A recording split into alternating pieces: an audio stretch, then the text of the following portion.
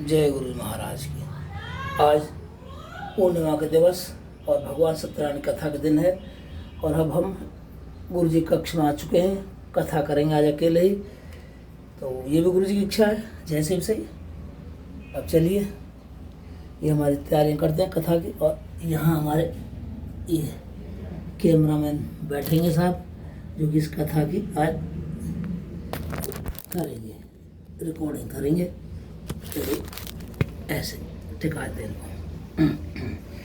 तो सर्वप्रथम गुरु महाराज के श्री चरणों का स्मरण करके हम आज्ञा और आशीर्वाद मांगते हैं। गुरु महाराज हमें कथा प्रारंभ करने की दीजिए और हमारी कथा पूर्ण रूप से सफल हो, ऐसी कृपा कर आशीर्वाद दें। विघ्नहर्ता मंगल मूर्ति श्री भगवान के श्री चरणों में बारम्बार प्रणाम। हे विघ्नेश्वर, हे मंगल मूर्ति, हे पूज्य प्रथम पूज्य, आपका आह्वान करके हम प्रार्थना करते हैं, आप कृपया स्थान ग्रहण करें और इस कथा के को निर्विघ्न संपन्न करवाएं। जय श्री गणेश भगवान, जय प्रभु। अब फिर प्रभु श्री गणेश जी का आ चुके हैं। अब गणपति महाराज को माल्यार्पण निवेदन करेंगे। जय हो प्रभु श्री गणेश, जय हो। अब प्रभु श्री सत्यनारायण भगवान जिनकी आज कथा है, ये उनको माल्यार्पण ये हो जाए। ठीक है प्रभु। अब प्रभु और सबको टीकाकरण, प्रथम टीका हमारे गुरु महाराज का होगा। जय हो। दूसरा गणपति बप्पा का आपको।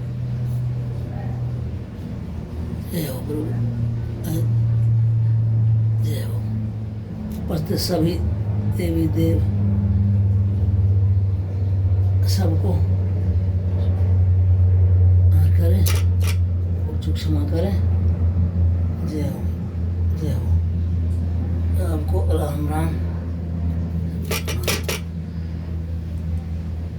जय गुरु जी की, जय गुरु जी। वहाँ टीका है, जय हो। और एक टीकाकरण करते हैं अपने। जय हो गुरु जी। अब ये तो हो गया आपका टीका। अब गुरु महाराज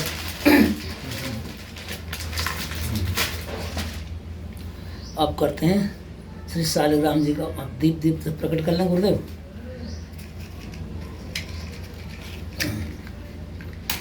दीप देवता प्रकट होइए।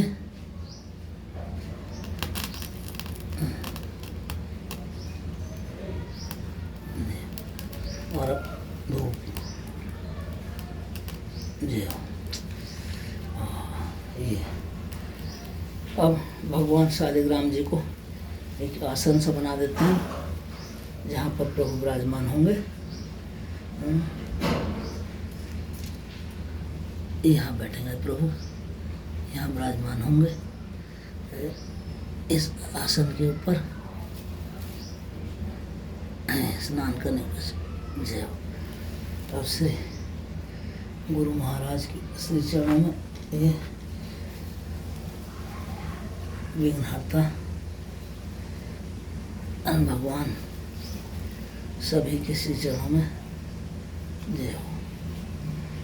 ये हमारे प्रभु का आसन बना दिया हमने, ये रहा। अब करते हैं भगवान श्री गुरु महाराज जय श्री गणेश भगवान आज्ञा। अब प्रभु से शालिग्राम जी का जलाभिषेक होगा, स्नान होगा भगवान का। ये हो गई, नहीं कभी खोली नहीं।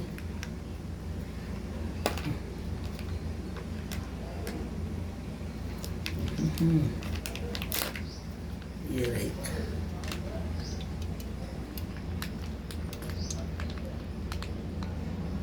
ये रही दही। ठीक है जी।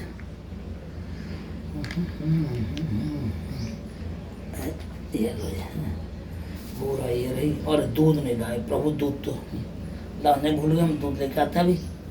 अब अकेले हैं तो भगवान कुछ ना कुछ तो भूलेंगे, इसमें तो कोई क्षमा आप बोल।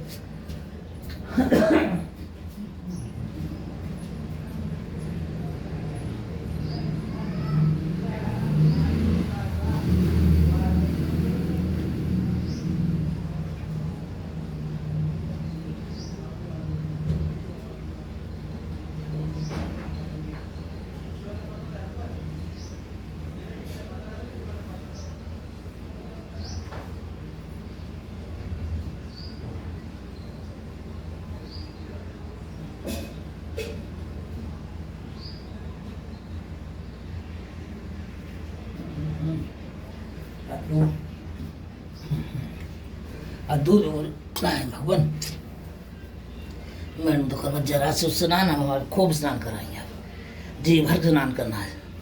ठीक है गुरुदेव। तो अब हम शालिग्राम जी को प्रथम दधि स्नान करवाएंगे। ये रहा, ये भगवान के स्नान है। सर्वप्रथम दधि स्नान होता है। ये देखिए भगवान शालिग्राम जी दधि स्नान करते हुए। तत्पश्चात अभिनय और उसे तो खोला नहीं हमने। फिर आ गया घृतम स्नानम समर्पयामि। भगवान को क्लिनिक प्लस कहते हैं, क्या कहते हैं पता नहीं, लेकिन ये दधि स्नान के बाद घृतम स्नानम समर्पयामि। अब आएगा शहद। शहद खोल नहीं पाते लेकिन अब खोल ले तो कोई बात नहीं।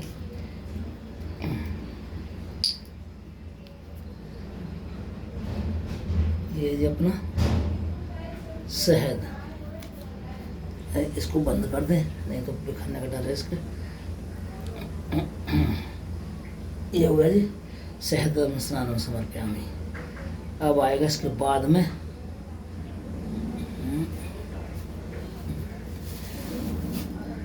प्रभु का मिष्ठान। और अब हमने लिया ये बूरा, ये है प्रभु का मिष्ठान स्नान। अब इसे रगड़ रगड़ प्रभु को नहलाएंगे ऐसे। ये देखिए ऐसे रगड़ रगड़ के ये प्रभु इस तरह से ये भगवान शालिग्राम जी का स्नान उपटन चल रहे हैं। ये प्रभु हो गए उपटन। अब हम लेंगे इसमें भगवान को दूध का स्नान करवाएंगे। दूध आज हम खूब लाए हैं। ये लीजिए प्रभु आपका दुग्धम स्नान समर्पयामि हो गए। अब हो गई आपकी गंगा जल। ये है आपका प्रभु गंगा जल। ये गंगा जल से स्नान हो गया जी। अब होगा आपका शुद्ध जलम स्नान। ये लीजिए भगवान शुद्ध जल स्नान हो गया आपका।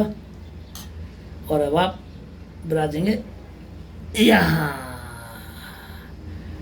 ठीक है जी। अब ये रख देते इधर। ये हो गया प्रभु का चरणामृत।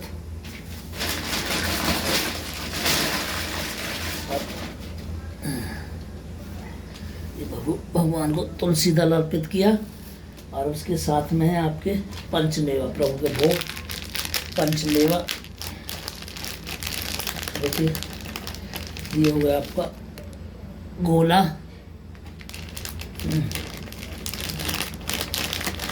ये है आपका छुआरा मुनक्का। और ये है आपकी किशमिश और काजू। तो भगवान के वो हो गए जी। और अब हम ये रख दिए इधर। अब गुरु महाराज आज्ञा है कथा प्रारंभ करने की। प्रभु विराजमान हो चुके हैं। अब देखिए एक ये हमारे गुरु महाराज हैं, सत्यनारायण स्वामी है, ये भगवान भोलेनाथ है, और ये तो अब करते हैं। बोल श्री गुरु महाराज की जय, श्री गणेश भगवान की जय, सत्यनारायण स्वामी की जय। और अब इन सबको रखे इधर। अब कथा प्रारंभ करते हैं भगवत स्थान।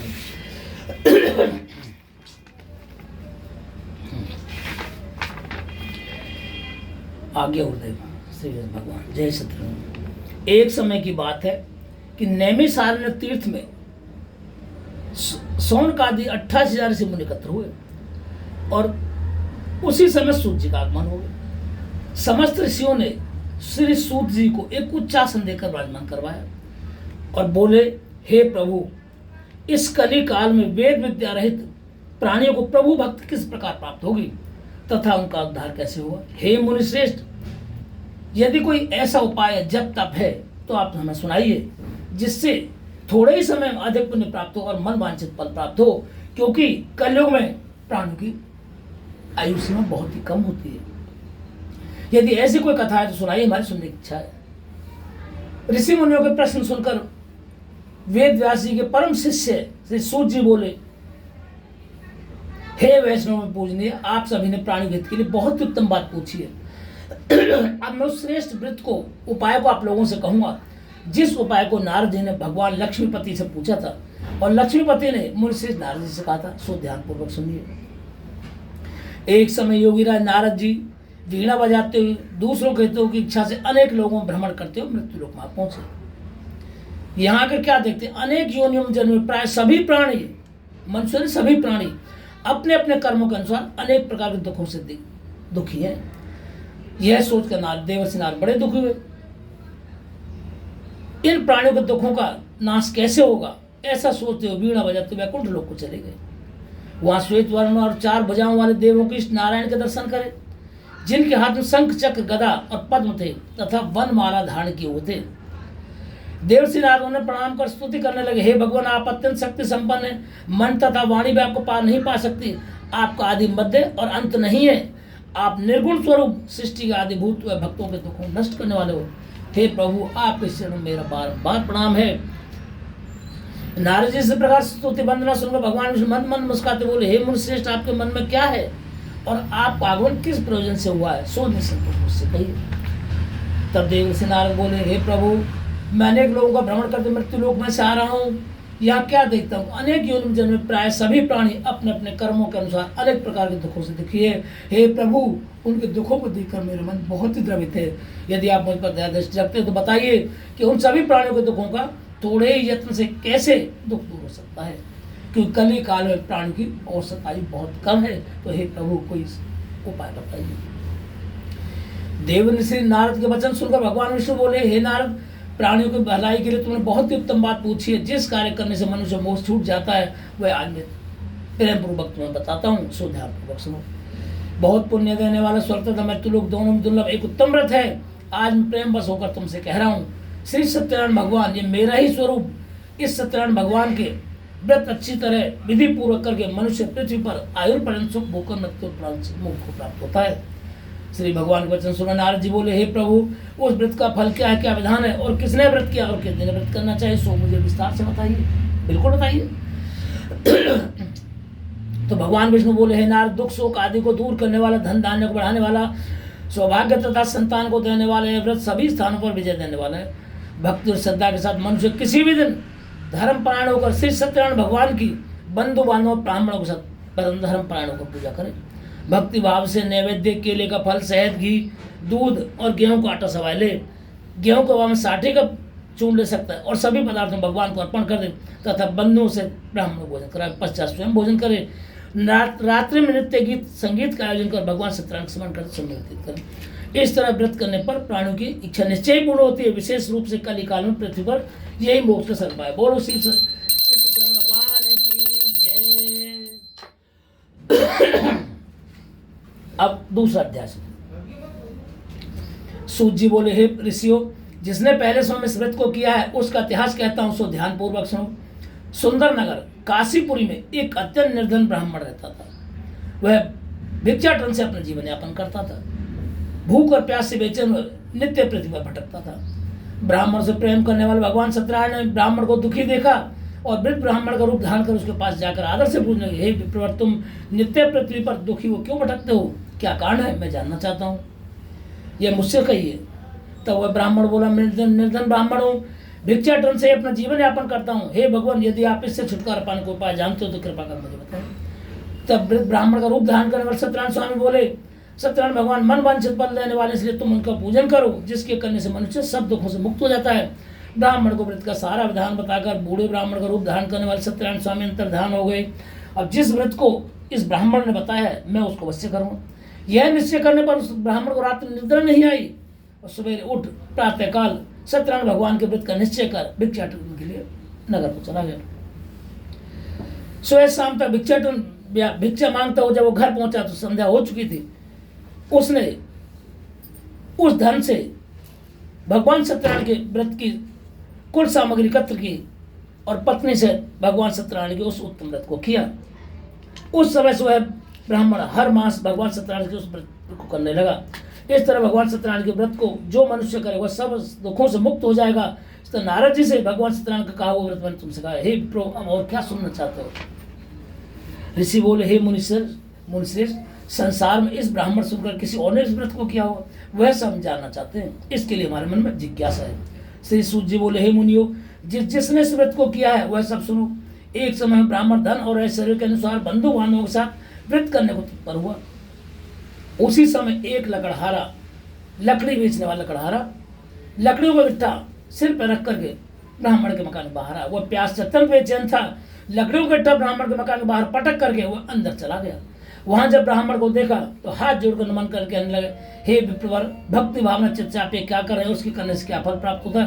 कृपा कर मुझे बताइए। तब ब्राह्मण ने कहा, समस्त मनोकामनाओं को पूर्ण करने वाला भगवान सत्यनारायण का उत्तम व्रत है। इसकी कृपा से मेरे यहाँ धन धान्य की वृद्धि हुई है। ब्राह्मण से इस व्रत के बारे में जानकर लकड़हारा बहुत प्रसन्न हुआ और चरणामृत ले प्रसाद ग्रहण करने के पश्चात अपने घर को गया। अगले दिन लकड़हारे ने मन में संकल्प किया कि आज गांव में लकड़ी बेचने से जो धन प्राप्त होगा उससे भगवान सत्यनारायण के उत्तम व्रत को करूंगा।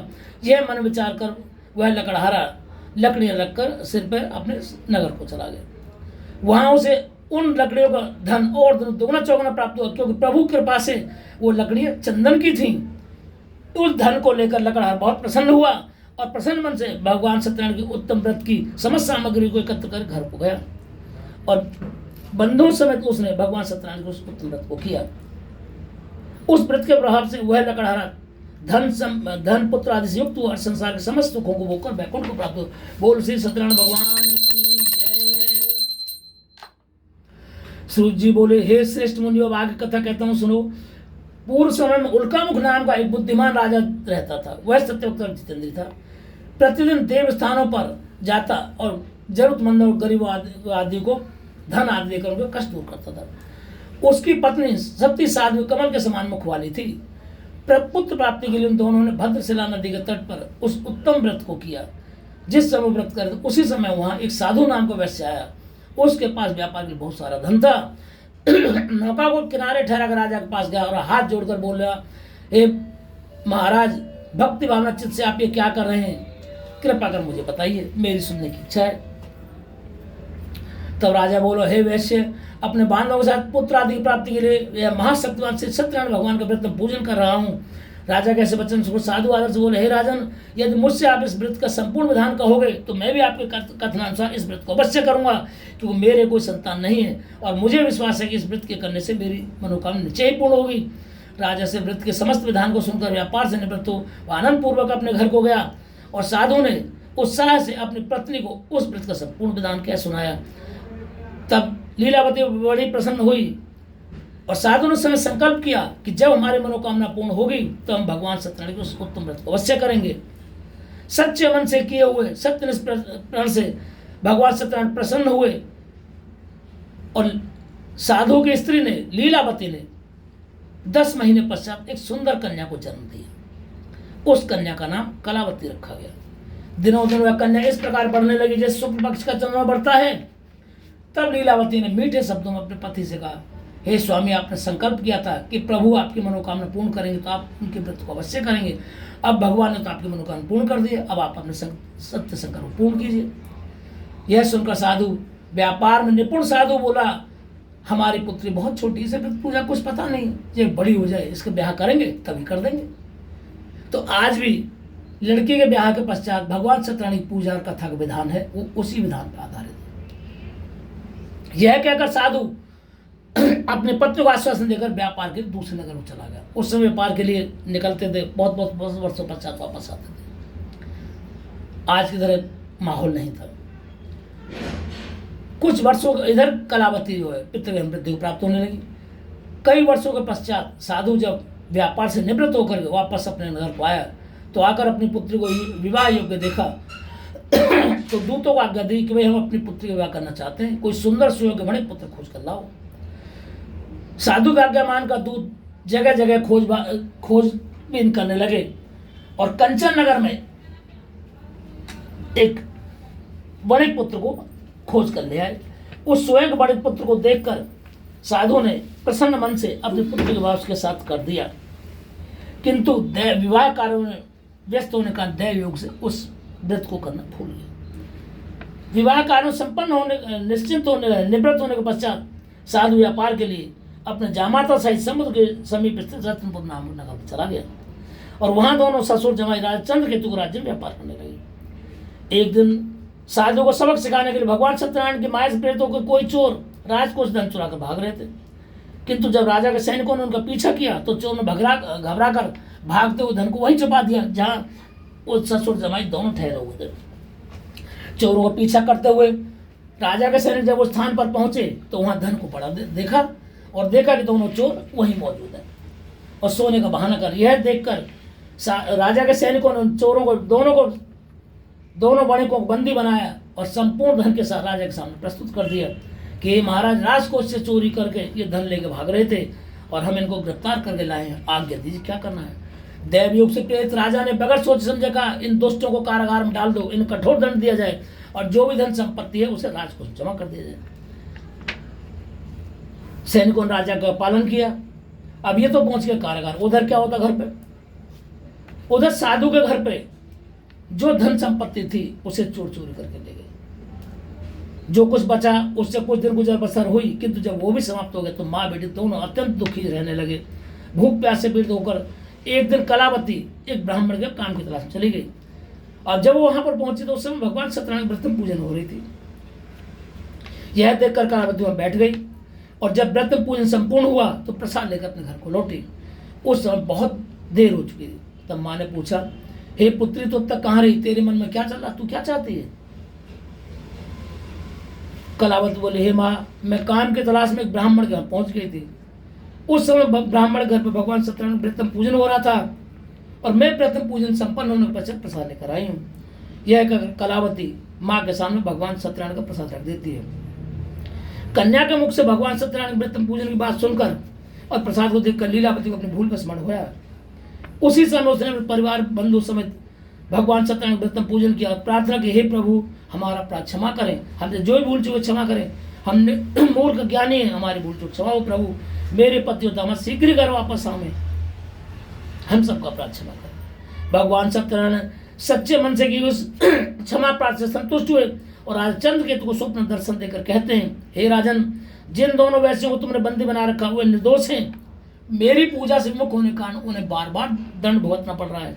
तुम प्रातःकाल उन्हें बंधन से मुक्त करो और उनका जो भी धन संपत्ति तुमने जब्त किए उसे वापस लौटो, सम्मान पूर्वक उनको विदा करो, नहीं तो तुम्हें कठोर दंड मिलेगा। ऐसे स्वप्न को सुनकर राजा जाग गया और प्रातःकाल सभा में आकर मंत्री परिषद के सम्मुख उसने अपने स्वप्न को कह सुनाया। सभी मंत्रियों ने एक स्वर में कहा, महाराज प्रभु ने जैसा आदेश दिया है वैसा करने में कोई बुराई नहीं है। यह सुनकर राजा ने सैनिकों को तुरंत आदेश दिया कि दोनों बंदियों को सम्मान पूर्वक हमारे सम्मुख प्रस्तुत किया जाए। यह सुनकर सैनिकों ने राजा का पालन किया। दोनों ने आकर महाराज राजा को प्रणाम किया। कितना बड़ा कीड़ा है, कहाँ वो देखो आगे ऊपर नहीं हो रहा है, मेवा पे अब है तो है, प्रभु की माया छोड़ो से, उसका ध्यान मत करो।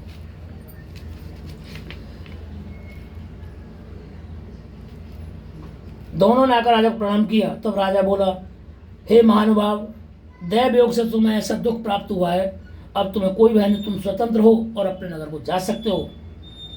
और जो भी उनकी धन संपत्ति जब्त की थी राजा ने दोगुना देकर और नए नए वस्त्राभूषण देकर उनको विदा किया।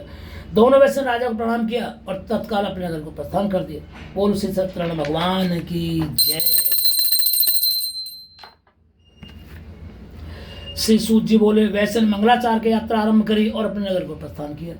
अब उसकी परीक्षा लेने के भगवान सत्यनारायण क्या करते, दंडी साधु को भी धारण किया और साधु पास जाकर पूछने लगे, हे साधु तुम्हारी नौका में क्या है।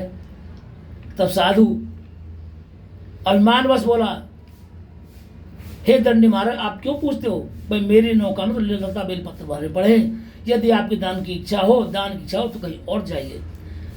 अभिमानी बड़े के ऐसे वचन सुनकर, असत्य वचन सुनकर भगवान दंडी साधु मुस्कुराते बोले, साधु तुम सत्य गए, तुम्हारा वचन सत्य होगा। ऐसा कहकर वहां से कुछ दूर जाकर के समुद्र के किनारे वृक्ष के नीचे छाया में बैठकर ध्यान मग्न हो गए। अब जब साधु नित्य कर्म से निवृत्त होकर नौका के पास पहुंचता तो देखा नौका पहले जल में दबी हुई थी, अब उठी हुई। तुरंत नौका पर चढ़ के देखता है तो क्या देखता है, वहां धन की जगह पर, धन के पेटियों की जगह पर लता बेलपत्र भरे पड़े। यह देखकर साधु बहुत दुखित हुआ, अचंबा करते हुए मूर्छित तो विलाप कर जमीन पर गिर पड़ा। मूर्छा को अत्यंत शोक प्रकट करने, तब उसका दामाद बोला कि आप शोक ना करें, आपके मिथ्या भाषण के कारण ये सब कुछ हुआ है। आपने दंडी साधु से मिथ्या भाषण किया था, ये उसी का दंड है। अब आपको उनकी शरण में चलना चाहिए, तभी आपकी मनोकामना पूर्ण होगी। दामाद के ऐसे वचन सुनकर साधु भागा और दंडी साधु के चरणों में पड़ गया और अत्यंत भक्ति भाव से नमन कर बोले, हे भगवान, आपकी माया से मोहित ब्रह्मादि आपके स्वरूप को नहीं जानते, मैं मूर्ख ज्ञानी कैसे जान सकता हूँ। आप प्रसन्न हुई और मेरी नौका को पहले के समान धन धन्य से परिपूर्ण कर दिए। मैं सामर्थ्य अनुसार आपकी पूजा अवश्य करूंगा, मेरी रक्षा करो, मैं आपके शरण में हूँ। उसके भक्ति युक्त वचन सुनकर भगवान से प्रसन्न हो, उसकी इच्छा अनुसार वर देकर अंतर्धान हो गए। तब साधु नौका पाकर देखता कि नौका उसकी धन धान से परिपूर्ण है। भगवान सत्यनारायण का पूजन कर मन ही मन बड़ा प्रसन्न हो अपने नगर को प्रस्थान कर गया। जब अपने नगर के निकट पहुंचा तब दूतों को घर समाचार भिजवा दिया। जिस समय दूत घर पर पहुंचा उस समय लीलावती अपने पुत्र के साथ भगवान सत्यनारायण का पूजन कर रही थी। दूत ने आकर समाचार सुनाया कि साधु अपने दामाद सहित व्यापार से निवृत्त होकर नगर के समीप आ चुके हैं। यह वचन सुनकर साधु की स्त्री ने बड़े हर्ष के साथ भगवान सत्यनारायण का पूजन कर पुत्री से कहा, मैं स्वामी के दर्शन और स्वागत के लिए जा रही हूँ, तो भी कार्य पूर्ण कर शीघ्र आ जाइए। यह कहकर लीला पर चली गई। अब माँ के जाने के पश्चात पुत्री कलावती ने सोचा, जब माँ ही चलेगी अपने स्वामी के दर्शन करने तो मैं क्यों नहीं जा सकती हूँ। यह सोचकर वह भी प्रथम पूजन को बीच में छोड़ करके अपने पति के दर्शन के लिए चली गई। अब इसे प्रथम पूजन बीच में छोड़ने और प्रसाद की अवज्ञा कारण भगवान सत्यनारायण रुष्ट हो गए और साधु के दामाद को नौका सहित जल में दृश्य कर दिया। जब कलावती समुद्र किनारे पहुंची तो अपने स्वामी को न देख करके विलाप करती हुई मूर्छित जमीन पर गिर पड़ी। इस तरह नौका को जल में डूबा हुआ देख और कन्या को रोता देख साधु बहुत दुखी हुआ और बोला, हे प्रभु, मुझसे मेरे परिवार से कोई भूल चूक हुई, उसे क्षमा कर दिए। उसके दीनहीन वचन सुनकर सत्य प्रसन्न हुआ आकाशवाणी, हे साधु, तुम्हारी कन्या व्रत पूजन को बीच में छोड़कर प्रसाद का त्याग करके, इसलिए इसे दंड प्राप्त हुआ। यदि वो घर जाकर व्रत पूजन पूर्ण करे और प्रसाद ग्रहण करे तब इसकी मनोकामना अवश्य पूर्ण होगी। यह आकाशवाणी सुनकर कलावती तुरंत उठकर घर पहुंची और वहां जाकर उसने हाथ जोड़कर प्रभु से अपने कृत्य क्षमा मांगी और व्रत पूजन को पूर्ण कर प्रसाद ग्रहण किया। और तत्पश्चात जब वो समुद्र पर आई तो अपने पति के दर्शन करे। यह देखकर साधु बड़ा प्रसन्न हुआ। उसने भगवान सत्यनारायण को वहीं विधि पूर्वक पूजन किया। उस दिन से प्रत्येक पूर्णिमा को भगवान सत्यनारायण का पूजन करने लगे। इस पर इस लोक के सुखों को भोगकर अंत में स्वर्ग लोक को प्राप्त हो। बोलो श्री सत्यनारायण भगवान की जय। अब अंतिम अध्याय 5वां अध्याय।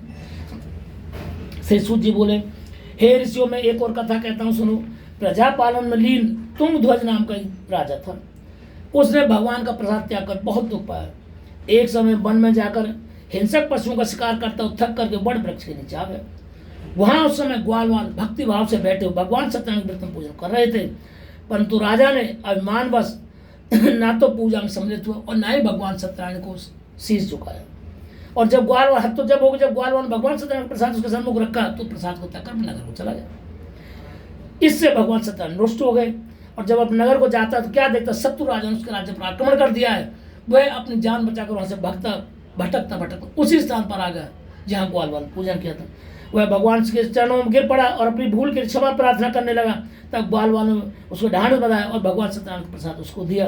वह प्रसाद ग्रहण करने के पश्चात जब अपने नगर को गया तो क्या देखता, नगर उसका पूर्वावस्था में था। यह देखकर बड़ा प्रसन्न हुआ और भगवान सत्यनारायण व्रत पूजन करने लगा और दीर्घ काल तक सुख भोग कर मृत्यु प्राण स्वर्ग को प्राप्त हुआ। जो मनुष्य परम दुर्लभ व्रत को करेगा भगवान के पास धन धान्य की प्राप्ति होगी।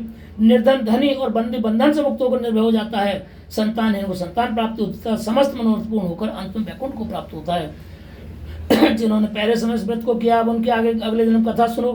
व्रत सायन नाम के ब्राह्मण ने सुदामा का जन्म लेकर मोक्ष को प्राप्त किया। उल्कामुख नाम का राजा दशरथ होकर वैकुंठ को प्राप्त हुआ। साधु नाम के वैश्य ने मोरध्वज बनकर अपने पुत्र को भगवान श्री कृष्ण के समर्पित कर दिया। महाराज तुंगध्वज स्वयं मनु हुए। उन्होंने बहुत से लोगों को भगवान की भक्ति में लीन कर स्वयं मोक्ष को प्राप्त किया। लकड़हारा भील अगले जन्म में गुह नामक निषाद हुआ, जिसने भगवान श्री राम के चरणों की सेवा कर मोक्ष को प्राप्त किया। बोलो श्री सत्यनारायण भगवान की जय। ये आधे घंटे की कथा संपन्न हुई। हे गुरु महाराज, आपकी जय हो। श्री भगवान सत्यनारायण भगवान की जय। अब आरती करते हैं। तो दीपक ले लो ना। यही करेंगे। लोग किताब ले लो तुम।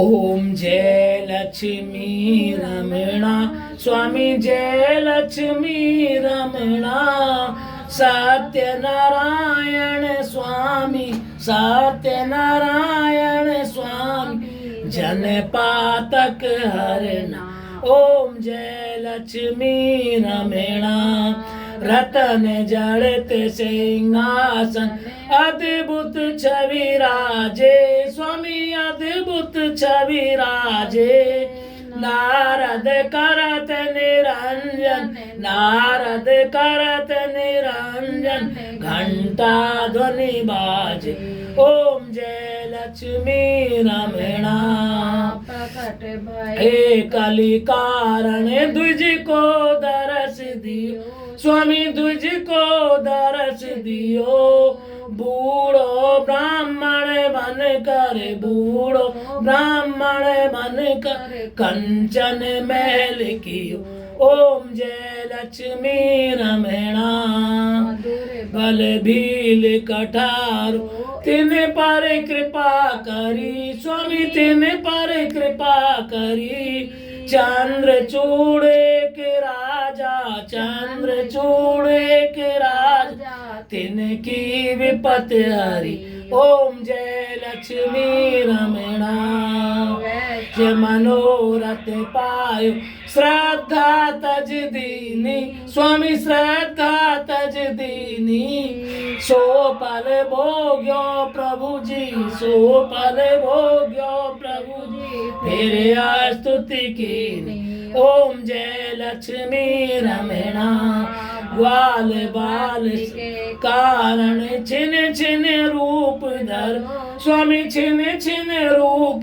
धरो श्रद्धा धारण कीनी श्रद्धा धारण कीनी तिनके काज सर ओम जय लक्ष्मी रमणा ग्वाल संग राजा वन में भक्ति करी स्वामी वन में भक्ति करी मन वांछित फल दीनो मन वांछित फल दीनो दीन दयाल हरि ओम जय लक्ष्मी रमणा प्रसाद सभाय कदली फल मेवा स्वामी कदली फल मेवा धूप दीप तुलसी से धूप दीप तुलसी से राजी सतदेवा ओम जय लक्ष्मी रमणा सत्यनारायण जी की आरती जो कोई जन गावे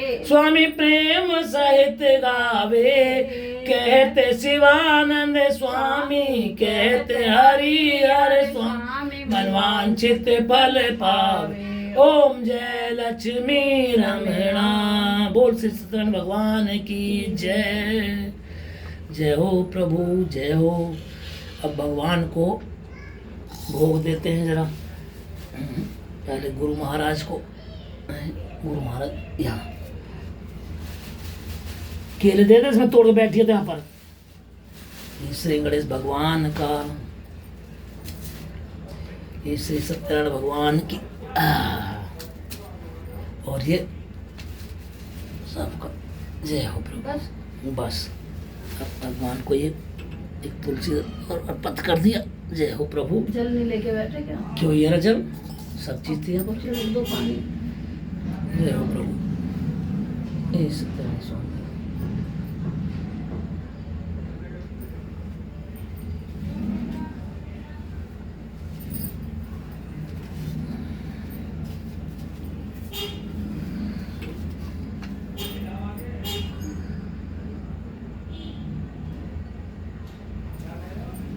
वो चल दे दो